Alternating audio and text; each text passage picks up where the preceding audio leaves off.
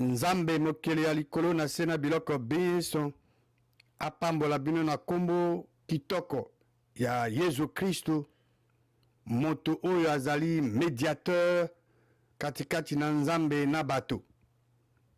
Ezali wa bino ndeko Tito Nganda. Boye bolamu na émission Que dit la parole de Dieu, liloba ya Nzambe elobi nini. Na République démocratique ya Congo, na mboka na ville ya Kinshasa, ba accident esalamaki bato bakufi. Na province mibale ya province ya Ituri, ne à Nord Kivu, ba innocent bazalaki massacré. Makila ya ba innocent esopanaki. Motuna na biso yangoyo. Quelle est l'attitude de l'Éternel Dieu envers ceux qui répandent le sang innocent? Attitude ya Nzambe, tata Nzambe, to Nzambe mokili. Vis-à-vis ya bato bazo panza makila ya ba innocent ezali nini? Na kosenga na bino bozwa ba Biblia na bino to kende na buku ya Proverbe, chapitre 6. Proverbe 6, tokotanga verset 16 à 19. Ezali na biloko motoba Nzambe mokili ayinaka. Même sambo oyo vraiment alingaka te. Na verset 17 tobandi ko énumérer yango. Miso yo za lolendo, les yeux hautains.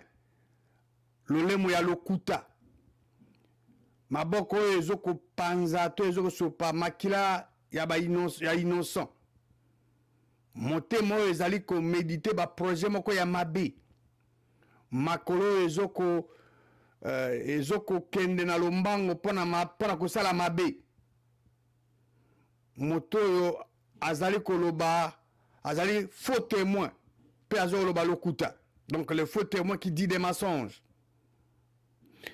Oyo azali ko excité ko swana entre bandeko. Na biloko sambo oyo touti ko tangawa o Nzambe alingaka te. Nzambe mokili alingaka yango te, ayinaka yango. Moko nango ezali nini? Maboko maye mazali ko sopa makila ya innocent. Ko sopa makila ba innocent, Nzambe alingaka yango te. Ezali moko ya biloko biye Nzambe ayinaka. O biloko Nzambe alingaka te ata moke te. Kosopa makila ya ba innocent ezali mukanu ya Nzambe ya solo te. Soko esiko ezali ozomona bato bazoko kufa, bazoboma bango, bazoko massacre bango ndenge esalami na Ituri, esalami na Beni, ezo salama na Nord Kivu, na Ituri, na deux provinces wana. Ezali mukanu ya Nzambe ya solo te. Nzambe ayinaka.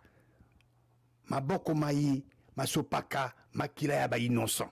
Nzambe mokila ilingaka yango te. Tango toke na Deutéronome chapitre 27, na verset 25 pardon, Deutéronome 27, verset 25, le Nzambe lobi nini?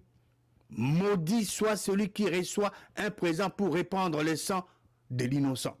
Bato bazoko massacre bato wana. Bazo pesa bango mbongo.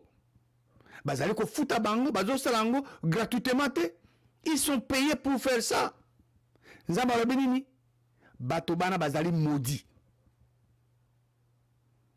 Na Jérémie 22. Jérémie 22, verset 3 lobi nini? Yahweh Nzambe mokela lobi boy. Pratiquer justice, paix, équité. Zambalingo délivrer opprimé. Na maboko ya nani? Ya oppresseur. Oazo ko nyokola ye. O maltraité mopayate. Orphelin te. Pe veuve te. O salela violence te. Pe o panza makila ya innocent te na esikoyo. Ko panza makila ya innocent ezali mukanu ya Nzambe te. Ndenge touti ko tangawa. bao bazo kosopaka makila ya ba innocent, bao baza ko massacrer ba innocent, bazali kosala mokano ya nzambe ya solo te. Kasi mokano ya nani? Nani azali mobomi? Nani azali auteur ya liwa? Tokomona awa na kolimbola yango pona nini? Pona kolendisa ba famille oyo ezali éprouvé, oyo bandeko bazali massacré, oyo bakufi. Nani aza koboma bato? Pona koyanona na motu na mona esengeli toluka toyeba batata elimu mibale oyo bazo korenye awa na mokili. Na mokili oyo tozali awa ose batata elimu bazali mibale. Tokotanga yango awa, tokokende na évangile ya Jean chapitre 8, tokomona Jésus Christ nda akolimbolela biso yango po toyeba batata mibale yango eza banani. Jésus Christ alobi na verset 38 aza kosolola na bafarisien, alobi na bango nazoloba oyo namoni epa tata na nga, bino bozosala maye boyoki pe epa tata na bino. Kana verset 38 toza na batata mibale, Jésus Christ na tata na ye, oyo amoni epa tata na ye, bafarisien bazosala oyo bayoki epa tata na bango. Donc tata ya bafarisien azali tata ya Jésus Christ te. Tata ya Jésus Christ nzambe mokili azali tata ya bafarisien te. Oh Jésus Christ abana ko discuter na bango wana. Verset 39 bon bazongisi yano. Tata na biso ezali Abraham. Jésus Christ alobi na bango soki bozalaki bana ya Abraham, bokoki kosala nde bosali misala ya Abraham. Verset 40. Kasi sika wa bino bozo koluka nde bobomanga. Ngai o nazoyebisa bino bosolo vérité o nga na yoki epa nzambe. Wana Abraham asala yango te, bino bozo ko bobomanga. Verset 41. Bozo ko sala misala ba œuvre ya tata na bino. Apparemment awa boy tata ya ba pharisien Jésus Christ aza ko discuter na bango azalaki tata ya Jésus Christ te. Jésus Christ a ici dans verset 41 bozo sala misala œuvre ya tata na bino. Bango bazongi seli yano ba pharisien o baza ko discuter na Jésus Christ, bazongi seli Jésus Christ e yano tozali bana ya makango te. Pona bango Jésus Christ azaki mona makango bazo ko attaquer biso za ubena tata se moko nzambe. Et yano ba pharisien bazolo ba bazongisi na Jésus Christ lelo to yokaka soki batu bazolo ba otanga kombo ya nzambe na tina wana nazo koloba na bino lelo soki muta otanga nzambe bo kozalaka jamais impressionné tunaye na bolembu yo zolo ba nzambe wapi. Jésus Christ azo pesa différence awa alobi na bango ba pharisien bozana tata na bino, Jésus Christ na tata na ye. Kozala impressionné tout nakaka. Ozoba tata wapi, nzambe wapi. Verset 42. Jésus Christ alobi na bango soko nzambe azalaki tata na bino mbele bolingi ngai po ngai na wuti epa nzambe, ngai na ye awa te ngai moko ezali ye nzambe mokili nda atindi ngai. Verset 43. Po nani bozo comprendre le langage na ngai te po ete bokoki koyoka maloba ma ngai te. Botanga siko verset 44 Jésus Christ akoyebisa bango polele tata na bango azali nani.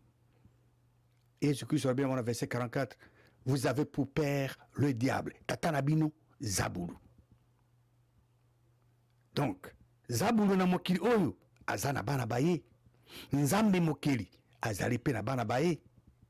Bazo tambola bozo matala bango na bus, bozo tambola bango na nkata mutuka, bozola na bango esika, bozo na bango na ba quartier. Zabulu azana bana baye, nzambe ya solo azape na bana baye. Jésus Christ abina bango tata na bino Zabulu. Bolingi boko kisa misala ya tata na bino azali mobomi uta e bandela. Azali mobomi quand uta e bandela. Vous vous rappellerez Caïn na Abel na bomaki moninga abomaki ndeko na ye eza Caïn moto ya saki abandi koboma eza Kayin uta zabolo za mobomi uta ebandela ye azalaka kati ya bosolo te vérité te po bosolo eza na kati na ye te soki azoloba lokuta azoloba oyo ozouta na kati ya motema na ye moko azali moto ya lokuta mpe azali tata ya lokuta zabulu nde azali tata ya lokuta eloko nini Yesu Kristo alobi na bafarisien oyo azali kodiskute na bango totanga lisusu verset 44 ya évangile ya Jean chapitre 8 Jean 8 verset 44 Yesu Kristo alobi na bango tata na bino zabulu bolingi bokokisa misala ya tata désir ya papa na bino azali mobomi uta ebandela ye azalaka na kati ya bosolo te po ete bosolo bozali na kati na ye te soki azoloba lokuta azoloba ozuta na motema na ye moko ye azali tata ya lokuta Yesu Kristo alobi na bango nalobi na bafarisien wana polele ke tata na bango zabulu azalaki mobomi uta ebandela zabulu nde azali mobomi monene awa na mokili awa ose bato bazali massacre wana bato bazokufa na baaksida ndenge na ezali ye zabulu ye nde azoboma bango na bato zabulu aza mpe na bana baye awa ose azokosala misala yango na bana baye bato oyo bakufi na baaksida na Kinshasa nde nauti koloba bao baza massacre innocent bazali massacre na Ituri na Beni na Nord Kivu ezali zabulu mpona nini po ete zabulu azali mobomi uta ebandela ezali zabulu nde azali auteur ya liwa zabulu ye nde azali na nguya ya liwa nani azali na nguya ya liwa nani aza kodetenir qui détient la puissance de la mort toke na buku ya Hébreu chapitre 2 verset 14 ezoloba nini Hébreu 2 14 na liwa ya ye Yesu Kristu anyanti oyo azali na nguya ya liwa deuxième partie à verset 14 donc na liwa na ye Yesu Kristu anyanti oyo azali na nguya ya liwa elingi koloba zabulu nani aza na nguya ya liwa zabulu liloba nzambe elobi teke nzambe mokili nde aza na nguya ya liwa me elobi polele zabulu osengeli na dictionnaire te mpo ocomprendre makomami awa tokei na buku ya Jean chapitre 10 Jean chapitre 10 ezali nzambe oyo asolo te ezali nzambe mokili te nde azokoboma mobomi ezali nzambe oyo ase kombo na ye zabulu Satan ye nde abomaka na évangile ya Jean chapitre 10 verset 10 Yesu Kristo azoloba abi moyibi zabulu aza na bakombo ebele aza na kombo ya lion aza na kombo ya Lucifer aza na kombo ya Satan awa abiangami moyibi ntango ayaka asakaka biloko misato ayaka awa abi moyibi soki aye mpona koyiba mpona koegorge mpe mpona kopanza koboma kopanza ngai Yesu Kristu na ye mpo ete bapata babrebi bazwa bomoi mpe bazwa yango na kati ya ebele Yesu Kristu alobi ke moyibi zabulu soko ye ayaka bobele mpo asa biloko misato pas plus pas moins koyiba koboma mpe kopanza elingi koloba na moka moko kodevore ndenge lion asalaka lion soki adevore nyama elingi koloba nyama akufi zabulu aza moyibi ya bomoi ya bato ayibaka bokolongonu ya nzoto ya bato ayibaka bozwi ya bato ayibaka finance ya bato ayibaka makambo ndenge na ndenge ya aspect ya vie ya bato azali moyibi mais boyebi ete moyibi ntango ayaka pardon ntango moyibi ayaka mpona koyiba ya kobenga te atindela message teke nazoya lobi to abenga na telefone na yebi soki nazoya lelo na poko na ya koyiba te moyibi azokotala yo ntango oyo oza distrait obimi oza te ye nde akose glisse na ndako mpo ayiba zabulu asaka bobele lolenge lona aza moyibi alors Yesu Christ alobi eloko nini Jésus Christ alobi au sujet ya Zabulu o azali moyibi. Jésus Christ alobi ke moyibi Zabulu soki ye ayaka bobele pasa biloko misato koyiba koboma pe kopanza to kodévorer. Alors soki balobi ke moto ba égorger ye elingo banini moto mona akufi, n'est-ce pas? Oui, mo akufi. Alors liwa eza eloko nini? Liwa ezali eloko nini? 1 Corinthiens 15 ezopesa biso eyano na motu na mona. 1 Corinthiens 15 verset 26 ezoloba ete monguna ya suka oyo kopanzana ezali liwa. Liwa ezali moninga te. Selon liloba nzambe liwa ezali monguna ya suka o nzambe akopanza ndele. Alors bato basusu bakosaka bakalobaka ke non liwa ezali ami liwa so moto akufi akamati nzila ake epa nzambe. Non, liwa ememaka bato epa ya nzambe te. Bon, soki moto akufi tomoni komona ke liwa ezali monguna ya suka nzambe akopanza. Zabulu nde eza na nguya ya liwa tomoni yango. Mais sikoyo bato soko bakufi bakendeki wapi? Bato bakendeki wapi sima ya liwa? Sima ya liwa bato bakendeke na likolo te epa nzambe ningi bato bateyaka.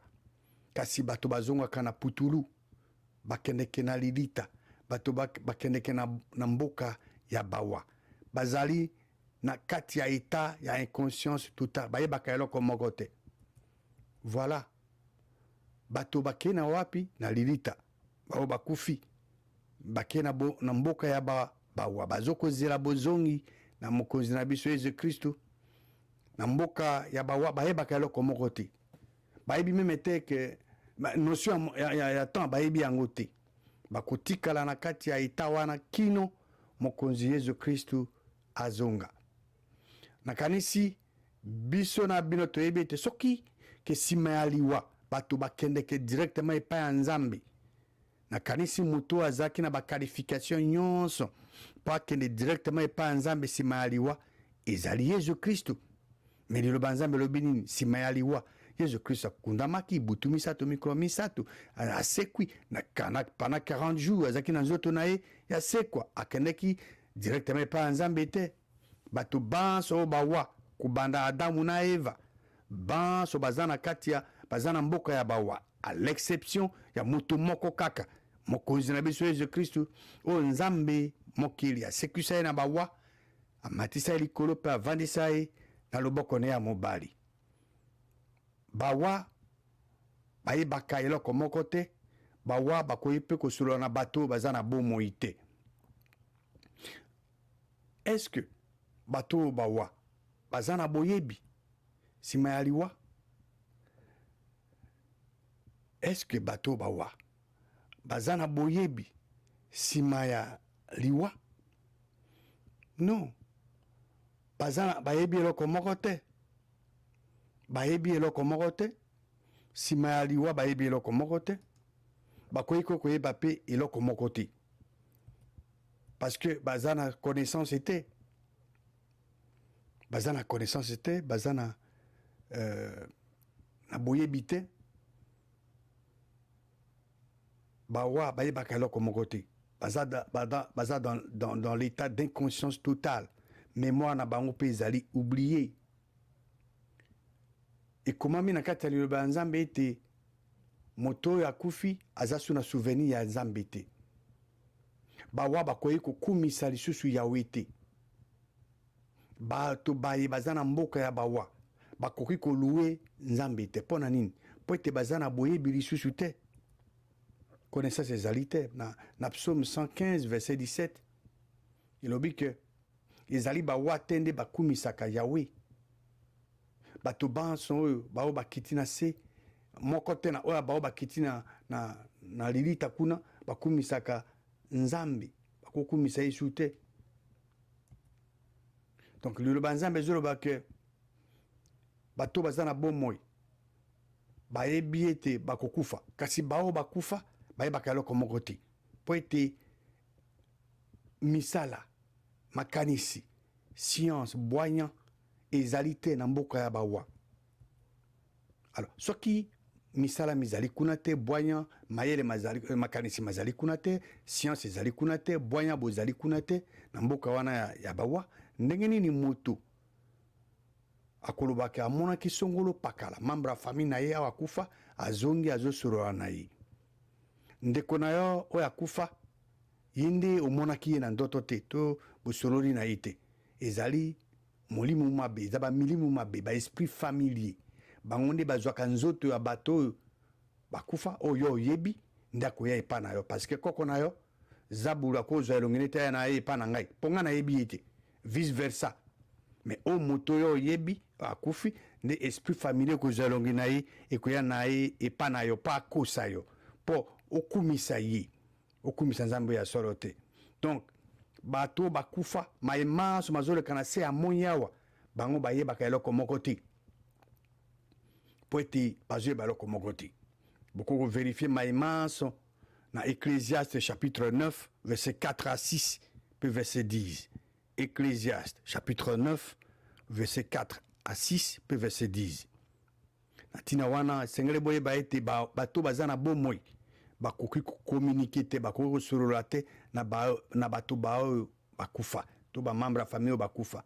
C'est une impossibilité pour baza dans l'état d'inconscience totale. Alors motuna mosusu yango oyo eloko nini esalamaka soki moto akufi soki moto akufi eloko nini esalamaka na nzoto na molimu to na elimu to nsima ya liwa nzoto ya moto molimu ya moto elimu ya moto ekendeki wapi soki moto akufi eloko nini esalamaka nzoto ya moto ezali formé na poussière soki moto akufi ezongi na putulu molimu ya moto esalamaki nzambe lama été faite bomoi ya molimu eza na kati ya makila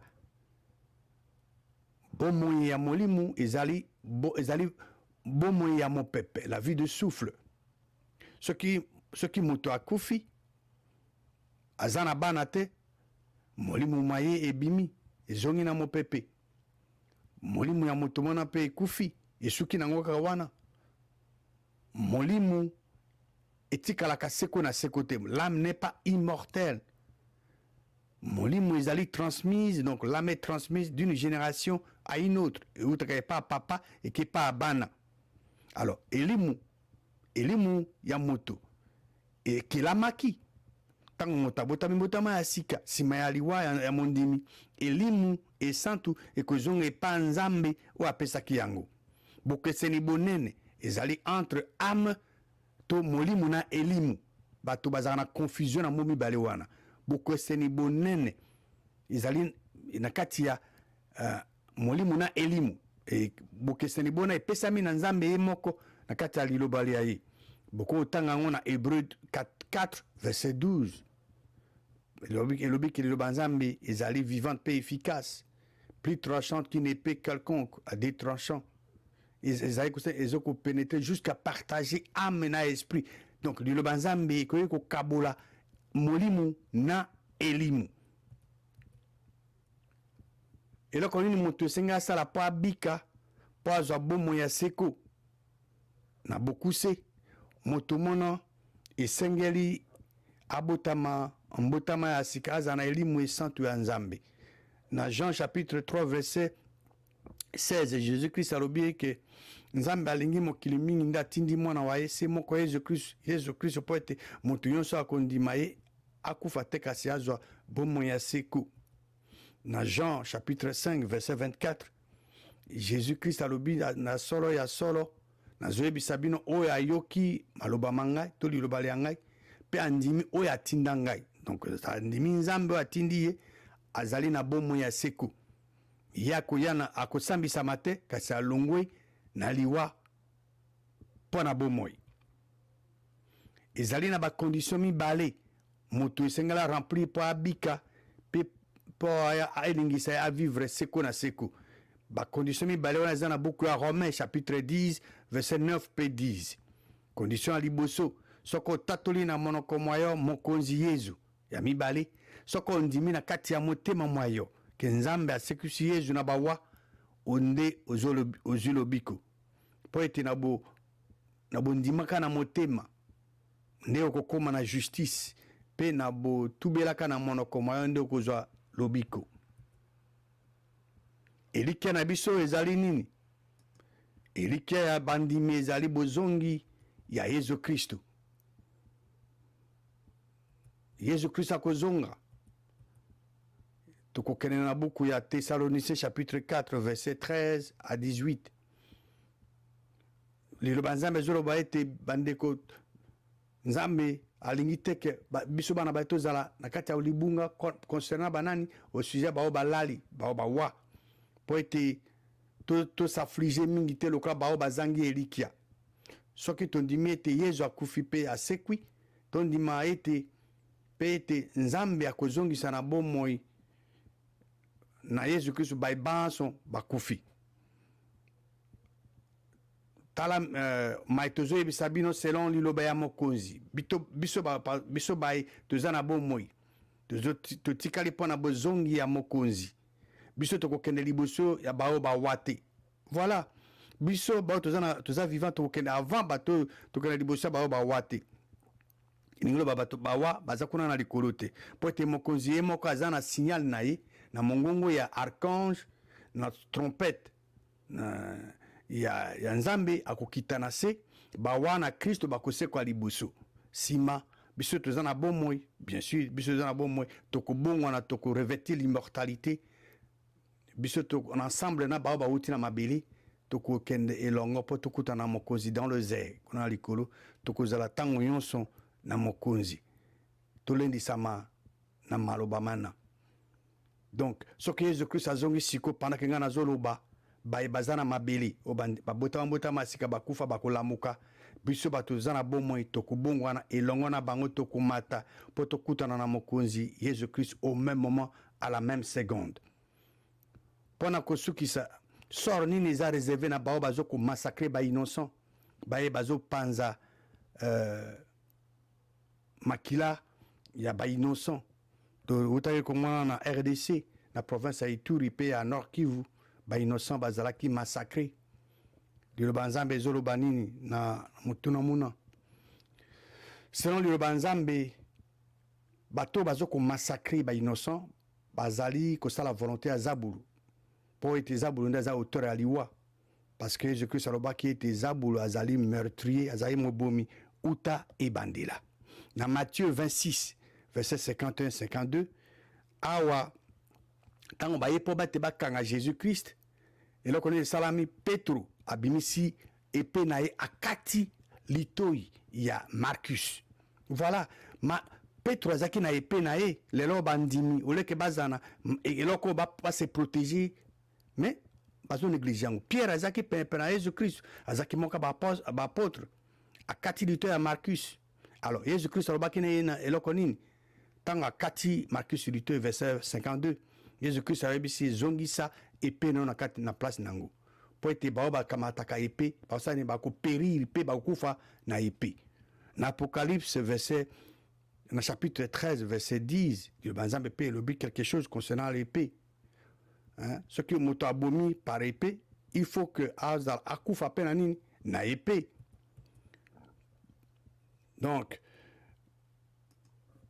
Apocalypse 13 10 elobi yango moto azoboma na épée akokufa na épée. Na Galate 6 verset 7 elobi nini komi kosate basekaka Nzambe te o moto aloni yango nde akobuka komi kosate basekaka Nzambe te oyo bao bazopanza makila ya ba innocent makila bango pe kopanzana bao bazo massacrer ba innocent bango pe bazala massacrer pona nini po ete Galate 6:7 elobi nini komi kosate basekaka Nzambe te o moto aloni akobuka yango oyo oloni yango nde okobuka. Nzambe mokeli apambola bino banso na kombo se moko ya mwana wa ye mobikisi na biso Yesu Kristo.